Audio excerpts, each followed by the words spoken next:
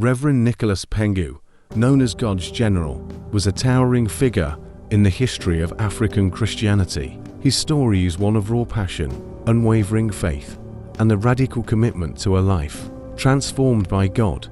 It's a tale that begins not in a church, but on the streets, in the midst of turmoil and despair.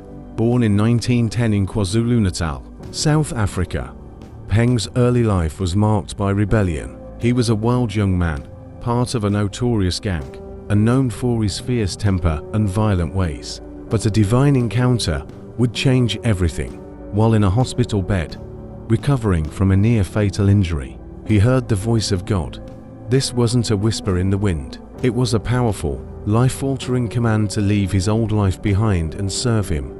Bhengu, in a move that shocked everyone who knew him, surrendered his life to Christ. The transformation was immediate and profound. The fiery rebel became a passionate evangelist. He started his ministry on the very streets he once terrorized, preaching with a bold authority that captivated thousands. He founded the Assemblies of God Back to God Revival, a movement that swept across southern Africa like wildfire. People flocked from all corners to hear him speak, drawn not just by his powerful sermons, but by the tangible presence of God that seemed to accompany him. Reverend Bhengu's ministry wasn't just about emotional revival, it was about genuine, lasting change. He was a practical man, and his teachings emphasized the need for believers to live out their faith in tangible ways. He challenged his followers to be agents of change in their communities, to work for justice, and to live lives of integrity. He famously said,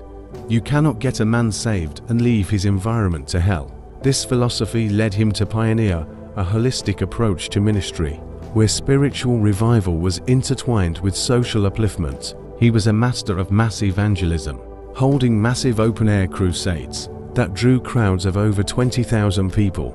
He was known for his commanding presence on the podium, his powerful voice echoing across fields and townships. Miracles were a common occurrence at his meetings. The sick were healed, the broken were restored, and countless lives were forever changed. But beyond the miracles and the massive crowds, Bhengu's legacy is in the generations of pastors, evangelists, and ordinary believers he mentored. He was a spiritual father to many, teaching them not just how to preach, but how to live a life consecrated to God.